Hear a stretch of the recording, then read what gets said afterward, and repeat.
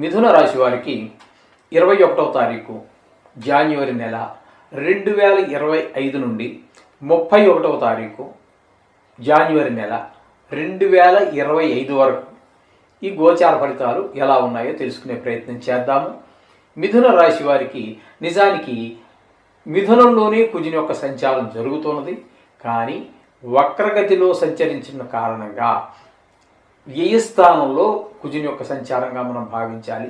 కుజుని యొక్క సంచారం వ్యయస్థానంలో శుభ ఫలితములను ఇవ్వజాలదు. అలాగే ధనరాబడి తగ్గడము, ఖర్చులు పెరగటము, అలాగే కొంచెం శత్రుభయం, మనోవిచారం ఇట్లాంటివన్నీ జరిగే అవకాశం మనకి వ్యయస్థానంలో కుజుని వల్ల కొన్ని శరీరానికి వాహనం నడిపేటప్పుడు కావచ్చు, నడిచేటప్పుడు కావచ్చు, మెట్లు దిగేటప్పుడు కావచ్చు, ఇట్లయినా కావచ్చు కొన్ని గాయాలు అయ్యేటటువంటి అవకాశం కూడా మనకి గోచరిస్తూ ఉంది. కుజుని యొక్క సంచారం వ్యయస్థాన సంచారంగా మనం చెప్పుకున్నట్లయితే. ఇకపోతే ఈ మిథున రాశి వారికి చతుర్థంలో కేతు సంచారం జరుగుతోంది. చతుర్థంలో కేతు సంచారము కొన్ని ఇబ్బందికరమైనటువంటి పరిస్థితులే మనకు ఉంటూ ఉంటాయి. తల్లి గారితో కొంచెం ఆవిడ ఆరోగ్యం బాగాలేకపోవడం కావచ్చు, ఆవిడ మన మీద కోపగించుకోవడం కావచ్చు, ఆవిడకి మనకి కొంచెం మాట పొసగకపోవచ్చు, మన పద్ధతులు తల్లిగారికి నచ్చకపోవచ్చు, ఈ విధమైనటువంటివి. అలాగే భూమికి సంబంధించి కొనాలని కానీ అమ్మాలని కానీ మీరు నిశ్చయించుకున్న భూమి కానీ ఇల్లు కానీ అవి కూడా మీకు వాహనం కూడా అమ్మాలన్నా లేదా కొనాలన్నా కూడా ఈ వారం మీకు ఈ కుజుని యొక్క దుష్ప్రభావం కేతు యొక్క దుష్ప్రభావ కారణంగా మీరు ఆ పని పూర్తి చేయలేకపోతారు. ఇలా కొంతమంది రియల్ ఎస్టేట్ వ్యాపారంలో ఉంటారు. వారికి ముఖ్యంగా ఈ కేతు అనేటటువంటి గ్రహం అడ్డు తగులుతూనే ఉంటుంది. వారికి పెద్దగా లాభాలు వచ్చేటువంటి అవకాశం ఉండదు. కొన్ని పనులైతే ఏదో ఎందుకో తిరుగుతూ ఉంటాం, తిరగటమే మిగులుతూ ఉంటుంది, పని అయితే కాదు. ఈ విధమైన ఫలితాలన్నీ కూడా కేతు గ్రహ సంచారం వల్ల చతుర్థంలో ఈ విధమైన ఫలితాలన్నీ ఏర్పడుతూ ఉంటాయి. ఇకపోతే బుధుని యొక్క సంచారం కనుక మనం తీసుకున్నట్టయితే సప్తమ అష్టమ స్థానాల్లో సంచారం జరుగుతోంది. సప్తమ స్థానంలో ఒక 3 రోజులు, అష్టమ స్థానంలో ఒక 8 రోజులు సంచారం జరుగుతోంది. సప్తమ స్థానంలో ఉన్నప్పుడు భార్యాభర్తల మధ్యన కుటుంబంలో వాళ్ళందరితోటి మంచి అనుకూలమైనటువంటి వాతావరణం అంతా ఉంటుంది.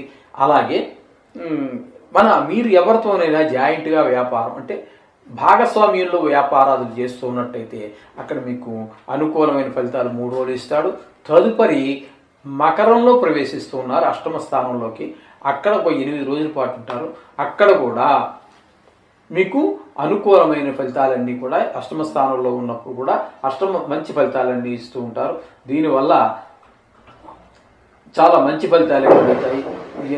కొన్ని చోట్ల మీకు మంచి గౌరవం లభిస్తూ ఉంటుంది.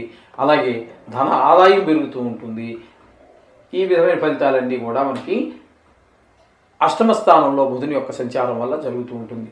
అట్లాగే అష్టమ స్థానంలోనే అంటే ఈ మిథున రాశి యాత్తు అష్టమ స్థానం అంటే మకరం అవుతుంది. ఆ మకరంలో రవి యొక్క సంచారం ఇబ్బందికరమైనటువంటి ఫలితాలనే మనకి ఇస్తాడు రవి. ఎందుకంటే అక్కడ కూడా మనకి కొంచెం పెద్ద పెద్ద దుఃఖాలు ఏవో రావటం, లేదా కొంచెము ఇబ్బందికరమైన హఠాన్ మరణాలు ఎవరో జరిగే, బంధువులు కావచ్చు, మిత్రులు కావచ్చు, బాగా ఆప్తులు కావచ్చు, ఈ విధమైనటువంటి వాళ్ళ వల్ల హఠాన్ మరణాలు జరగటం, అలాగే ధన నష్టం జరగటం, అందరితోటి కలహాలు రావటం, ఈ విధమైనటువంటి పరిస్థితులన్నీ కూడా ముఖ్యంగా ఆరోగ్య విషయంలో ఖచ్చితంగా కొంచెం ఇబ్బందికరమైన పరిస్థితులన్నీ కూడా ఏర్పడే అవకాశం అష్టమంలో రవి యొక్క సంచారం వల్ల మనకు జరుగుతూ ఉన్నది. ఇకపోతే శుక్రుని యొక్క సంచారం తీసుకున్నట్టయితే 9, 10 స్థానాలలో శుక్రుని యొక్క సంచారం జరుగుతోంది. శుక్రుని యొక్క సంచారము 9వ స్థానంలో ఒక 8 రోజుల పాటు ఉంటుంది. తదుపరి 3 రోజులు 10వ స్థానంలో ఆయన యొక్క సంచారం.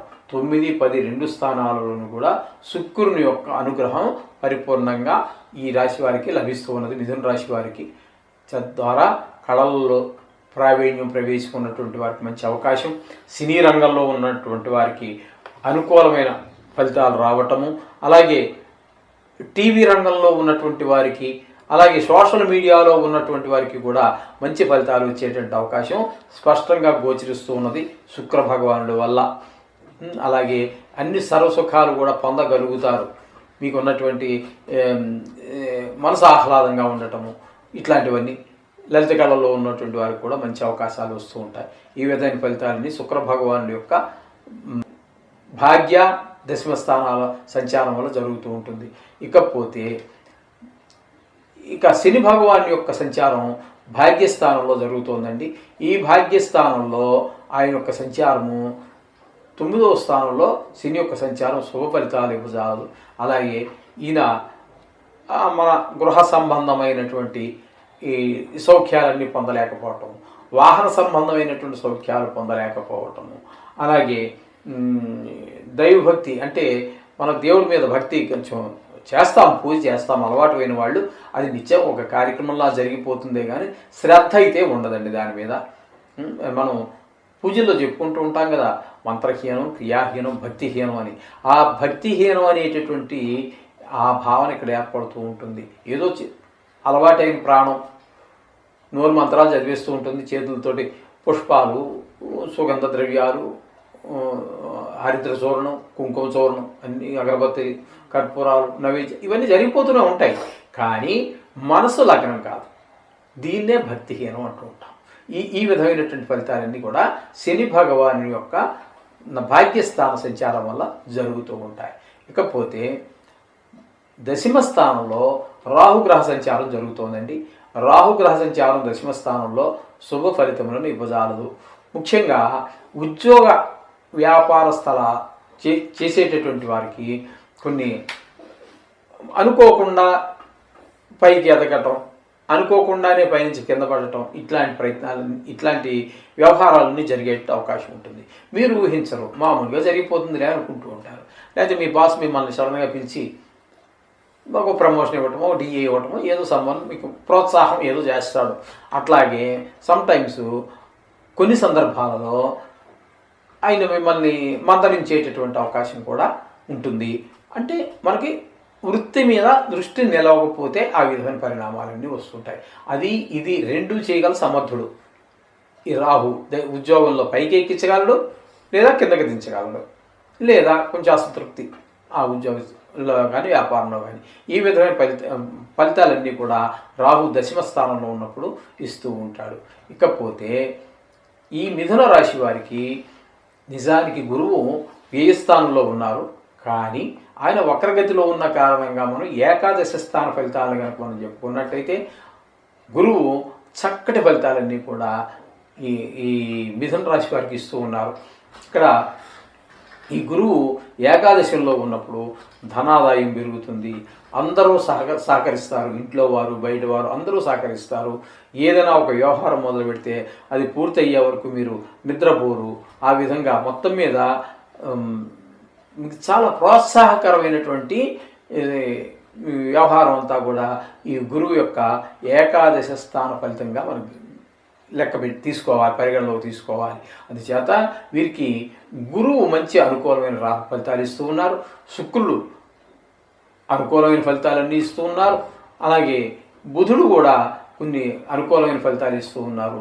ఈ విధమైన ఫలితాలు మనకి ఉన్నాయి. ఎక్కువగా అత్యంత శుభగ్రహాలైనటువంటి గురువు, శుక్రుడు, బుధుడు కూడా మనకి అత్యంత అనుకూలమైన ఫలితాలు ఇస్తున్న కారణంగా మీరు ఒక షేర్ మార్కెట్లో ఉన్నటువంటి వారికి ప్రోత్సాహకరంగా ఉంటుంది. అలాగే లలిత కళలకు సంబంధించి టీవీ వాటికి సంబంధించినటువంటి వారికి శుక్రుడు యొక్క ప్రోత్సాహం బాగుంటుంది. ఈ విధమైన ఫలితాలన్నీ కూడా మనం ఈ 10 రోజులు ఈ గోచార ఫలితాల్లో చెప్పుకోవాలి. కొన్ని గ్రహాల అనుకూలతలు, ప్రతికూలతలు సర్వసహజం, అలా ఉండాలి. లేకపోతే అన్ని మంచి అనేది ఎప్పుడూ ఎవరికీ జరగదు. సాక్షాత్తు భగవంతుడే మానవ రూపాన్ని ధరిస్తే ఈ కష్టాలన్నీ మానవుడిగానే జీవించాలి. భగవంతుడిగా జీవిస్తాను, నేను భగవంతుడి మానవుడిగా పుట్టాను అంటే జరగదు, జరగలేదు. మన పురాణాలనే అవే నిరూపిస్తూ ఉన్నాయి. అటు రాముడు తీసుకోండి, కృష్ణుడు తీసుకోండి, వాళ్ళిద్దరూ పడ్డ కష్టాల్లో మన కష్టాలు 1,00,000 వంతు కూడా ఉండవండి. అందుచేత ఖచ్చితంగా మానవుడు అన్నవాడు కర్మలు అనిపించడానికి, సుఖాలు అనిపించడానికి చేసుకున్న పుణ్యాన్ని బట్టి ఉంటూ ఉంటాయి. ఈ విధమైన ఫలితాలు జరుగుతూ ఉంటాయి. ఏదేమైనా నవగ్రహాలు ప్రసన్నం చేసుకోవటం ద్వారా కొంత వెసులుబాటు లభిస్తుంది. అంచేత మీరు ఆ మంత్రాలు బీజాక్షరాలు ఏదో ఒకటి చేసుకోండి. లేదు వారంలో ఒకరోజు ఆ గుడికి వెళ్ళి ఆ నవగ్రహాలు ప్రదర్శన చేసుకోండి, ప్రార్థించండి. అంతా మంచి జరుగుతుంది. శుభం భూయాత్.